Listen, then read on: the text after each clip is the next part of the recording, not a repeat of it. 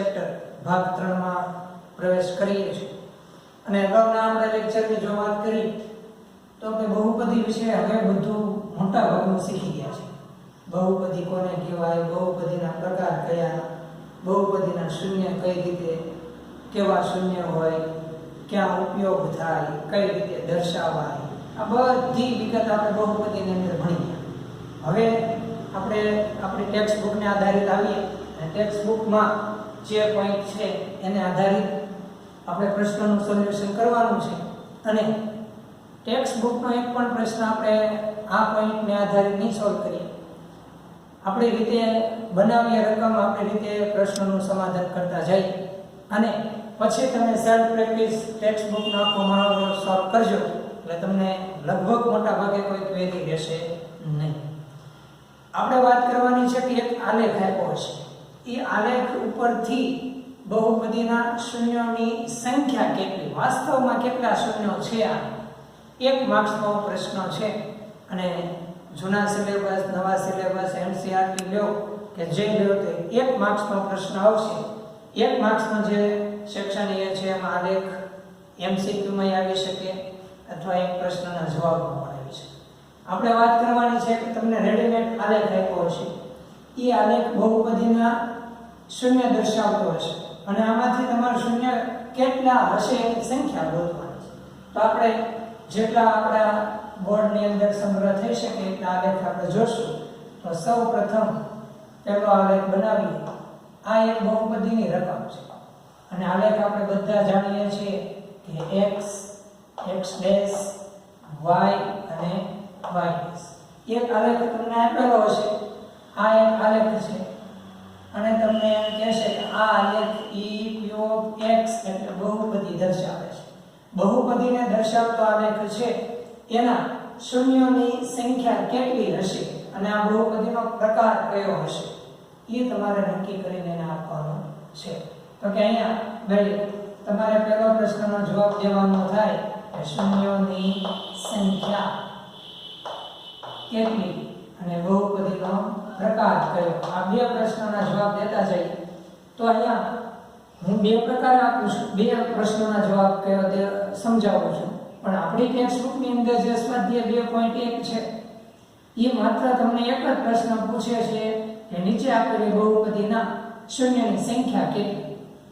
આપણે વાત કરીએ કે આ બહુપદીનો પ્રકાર તમે જુઓ તે ખબર પડે કે આલેખ શું છે, રેખા। આલેખ રેખા હોય તો બહુપદી કઈ હોય, સુરેખ। બહુપદી કઈ હોય, સુરેખ। આપણો મેઇન પ્રશ્ન શું છે કે p of x દર્શાવતી બહુપદી ના શૂન્યની સંખ્યા કેટલી, તો કે આ આલેખ વાળી જે રેખા ઈ x અક્ષને એટલે કે અહીંયા કેટલી વખત છેદી છે। તમે જોઈ શકો કે આ આપણી રેખા x અક્ષને માત્ર એક જ વખત છેદી એટલે શૂન્યની સંખ્યા કેટલી થાય, 1 થાય। ક્લિયર થઈ ગયું?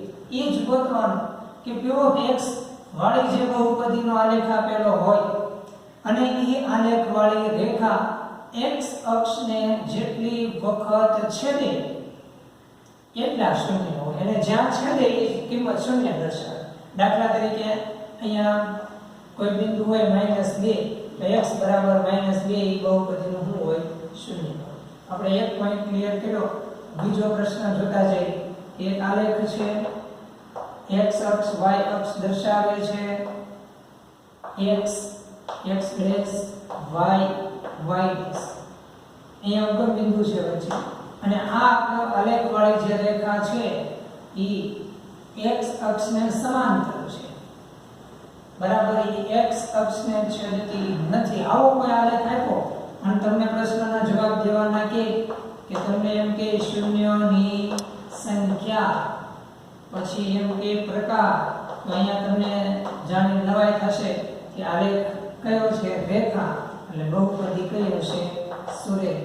હવે શૂન્યની સંખ્યા તમને કોઈ કહે તો x અક્ષને છેદે છે કે નહીં, તો કે શૂન્યની સંખ્યા 0, એ કોઈ શૂન્ય જ નથી। આપણી વ્યાખ્યા એમ કહેતી કે સુરેખ બહુપદીના મહત્તમ શૂન્ય 1 હોય, એવું જરૂરી એક જ હોય નહીં, એકય હોય અથવા ન હોય। આપણે ત્રીજા પ્રશ્નને આધારિત આગળ વધીએ।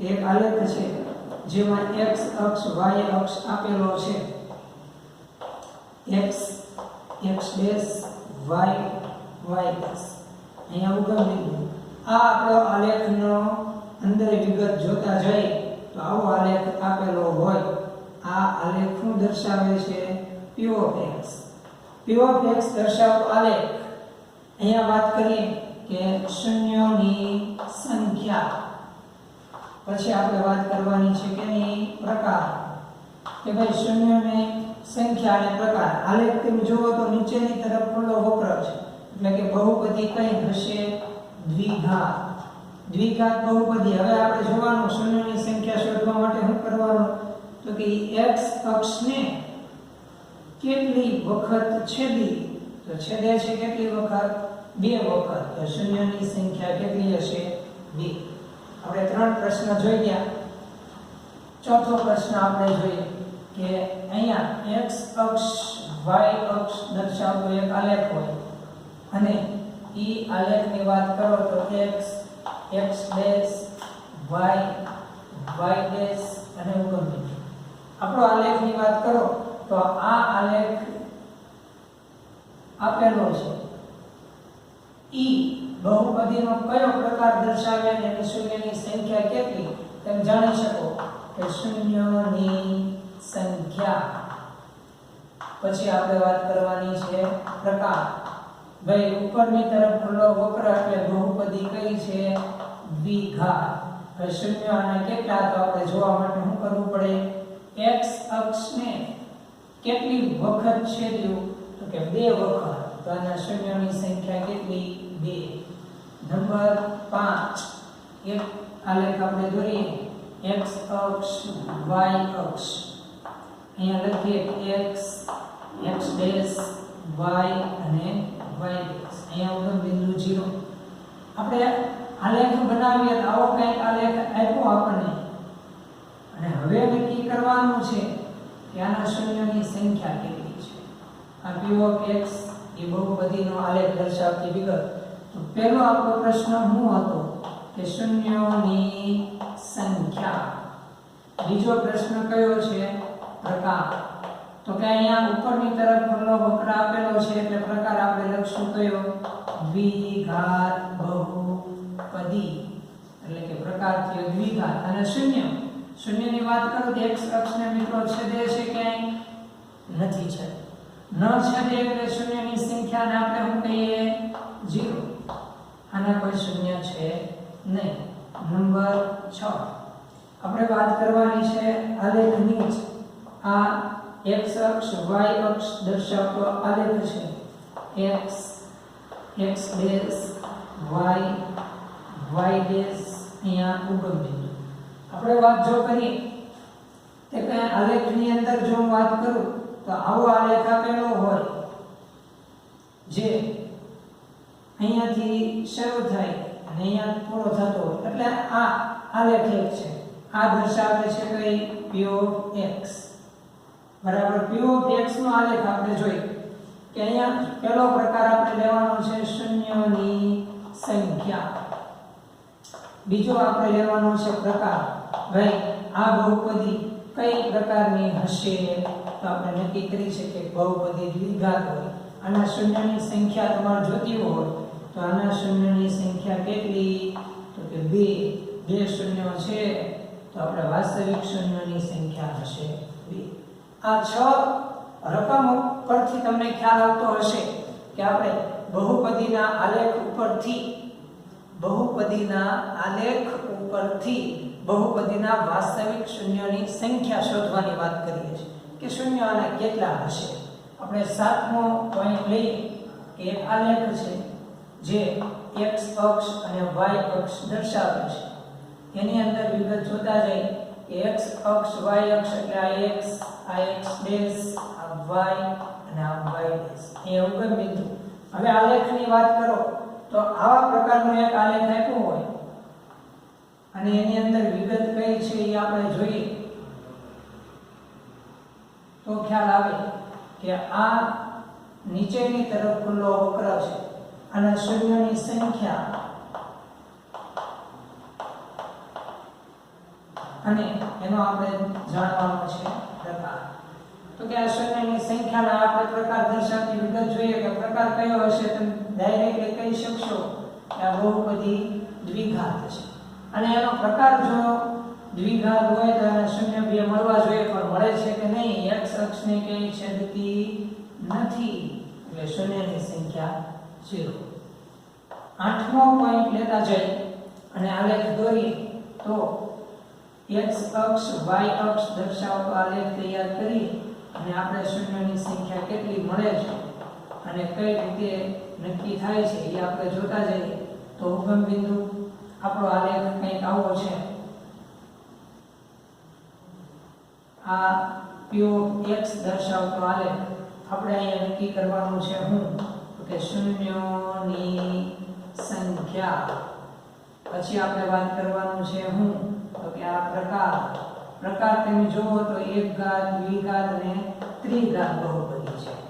ત્રિઘાત બહુપદી હવે આના શૂન્ય કેટલા છે એ નક્કી કરીએ તો કે આ 1 પછી આ 2 અને આ 3 અહીંયા શૂન્યની સંખ્યા કેટલી થાય 3 થાય. નંબર 9 x અક્ષ y અક્ષ x ડેશ y અને y ડેશ અહીંયા ઉગમ બિંદુ આપણે વાત કરીએ કે આના શૂન્ય આપણે ગોતીએ તો કે આ એક આપણી બહુપદી અને આ એનો આલેખ આપણે જોતા જઈએ આના બહુપદીના શૂન્ય કયા નાનો પ્રકાર છે તો કે આપણે વાત કરીએ કે શૂન્યોની સંખ્યા અને આપણે જોવાનું છે પ્રકાર.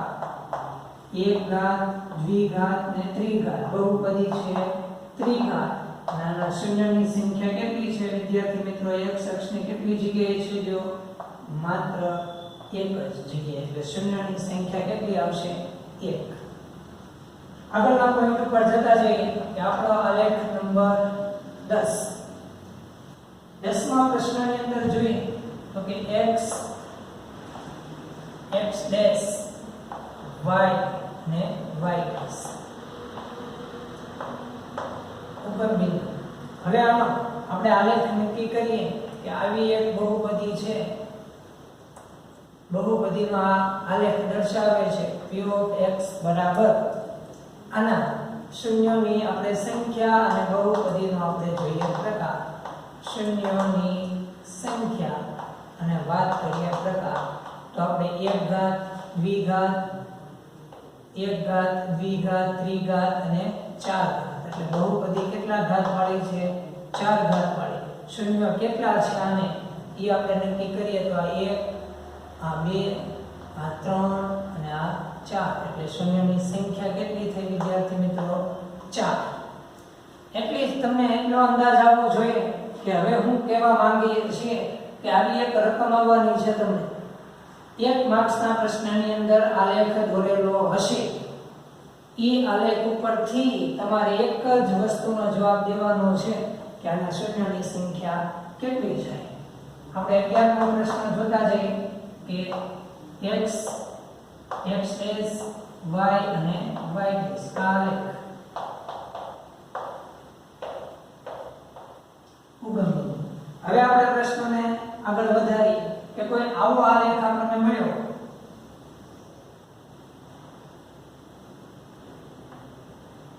બરાબર આ આલેખ છે બહુપદીનો ઈ આપણે વાત કરીએ કે શૂન્યોની સંખ્યાની કેટલી થશે.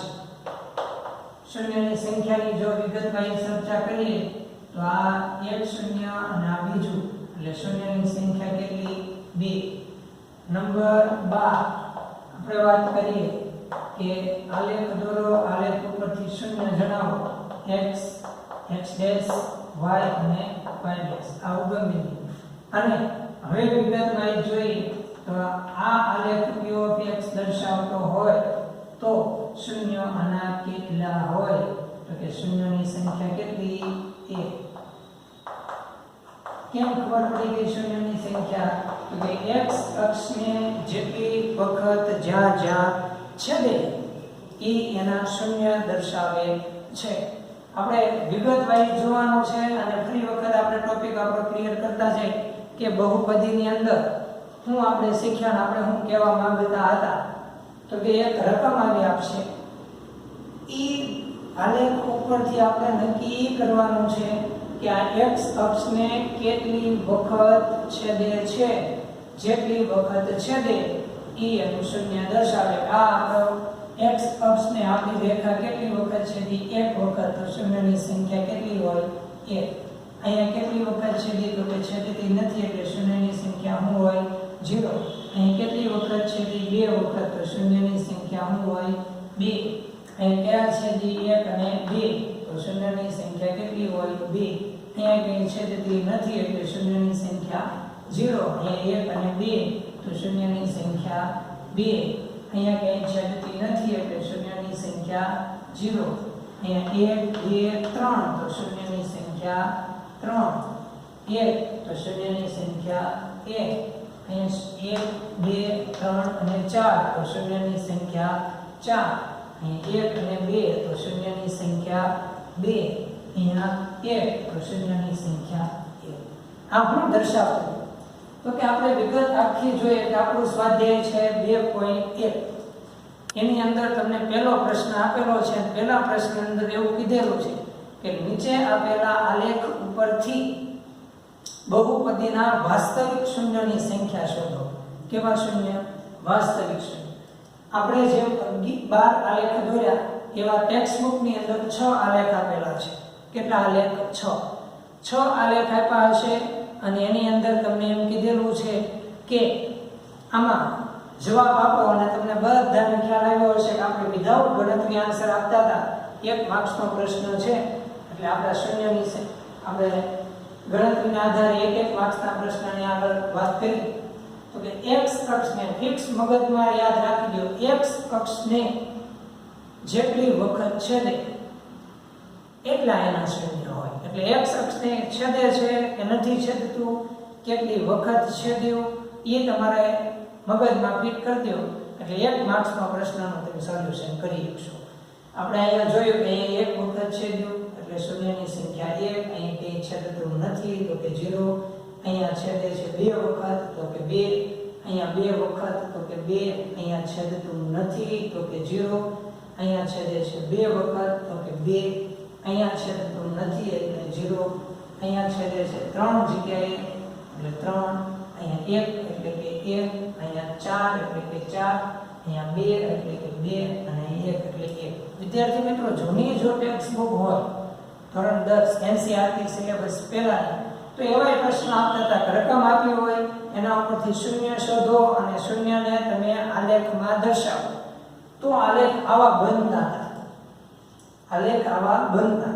નવી ટેક્સ્ટ બુકની અંદર આલેખ દોરીને સાબિત કરો એવું કંઈ આવતું નથી. એટલે કે આપણે નવી ટેક્સ્ટ બુકને આધારે જોવા જઈએ તેવા પ્રશ્નો જ નથી કે જેમાં રકમ ઉપરથી તમારે આલેખ વાસ્તવમાં દોરવાનો થાય. અને આમાં માત્ર તમારે એટલું યાદ રાખવાનું છે કે અહીંયા તમને આલેખ રેડીમેડ આપ્યો છે અને આલેખ ઉપરથી શૂન્ય કેટલા છે એ ખાલી લખીને 1 માર્ક્સનો પ્રશ્ન દેવાનો. અને જો બાય ચાન્સ તમને એમ થાય સર આવા આલેખનું નિર્માણ અમારે કરવું હોય તો કઈ રીતે કરી શકીએ તો એનો એક સોલ્યુશન આપણે અગાઉના ધોરણોમાં ભણી ગયા. 9મા ધોરણની અંદર બહુપદીના આલેખ બનાવવાની વાત થતી હતી અથવા તમે એક ચલ સુરેખ સમીકરણની અંદર 9મા ધોરણમાં માત્ર આલેખ દોરતા. એ જેમ આલેખ દોરતા હતા ને બસ સેમ ટુ સેમ આ રીતે જ આલેખ આવે છે. એમ તૈયાર કરેલા આલેખ હતા. અને આલેખ ઉપરથી આજનો આપણો પ્રશ્ન હતો કે દ્વિઘાત બહુપદી કોઈ પણ પ્રકારની હોય આનો વાસ્તવમાં કેટલા શૂન્ય છે ની આલેખ ઉપરથી તમે જણાવો તો તમને એટલી ખ્યાલ આવે. અને હજી એક વખત વિદ્યાર્થીને આગ્રહ કરું કે થોડુંક ધ્યાન કેન્દ્રિત કરે અને ફરી વખત આપણે એક 12 આલેખનું અવલોકન કરીએ અને કઈ રીતે આપણો આલેખ બને છે એ જોતા જઈએ. તો અહીંયા x અક્ષને જ આપણે ટાર્ગેટ કરવાનો છે કેમ કે આપણે બહુપદી p of x દર્શાવે છે. p of x વાળી બહુપદી x અક્ષને ટાર્ગેટ કરતી હોય તો x અક્ષને ક્યાં અને કેટલી વખત છે તે 2 મિનિટમાં આપણે જોઈ લઈએ. તો એક જ જગ્યાએ છેદી એટલે શૂન્યની સંખ્યા થઈ ગઈ. અહીંયા ક્યાંય x અક્ષને છેદી જ નહીં એટલે આલેખ x અક્ષને કેવો છે સમાંતર એટલે શૂન્યની સંખ્યા કેવી થઈ 0. અહીંયા માત્ર કેટલી વખત છે દી 2 વખત એટલે શૂન્યની સંખ્યા આપણે કેટલી નક્કી કરી 2. અહીંયા કેટલી વખત x અક્ષને છેદે છે 2 વખત એટલે શૂન્યની સંખ્યા થઈ 2. આ આલેખ અહીંયા સુધી આવીને પાછો ઉપર જ જાય છે એટલે અહીંયા x અક્ષને કંઈ છેદ્યો નથી એટલે શૂન્યની સંખ્યા 0. અહીંયા x અક્ષને કેટલી વખત છેદે છે 2 એટલે કહી શકીએ શૂન્યની સંખ્યા 2. અહીંયા x અક્ષને કંઈ છેદતો આલેખ નથી એટલે શૂન્યની સંખ્યા 0. અહીંયા કેટલી વખત છેદે છે 3 વખત એટલે શૂન્યની સંખ્યા 3. અહીંયા કેટલી વખત છેદે છે 1 તો શૂન્યની સંખ્યા 1. આમાં છેદે છે 4 જગ્યાએ એટલે શૂન્યની સંખ્યા 4.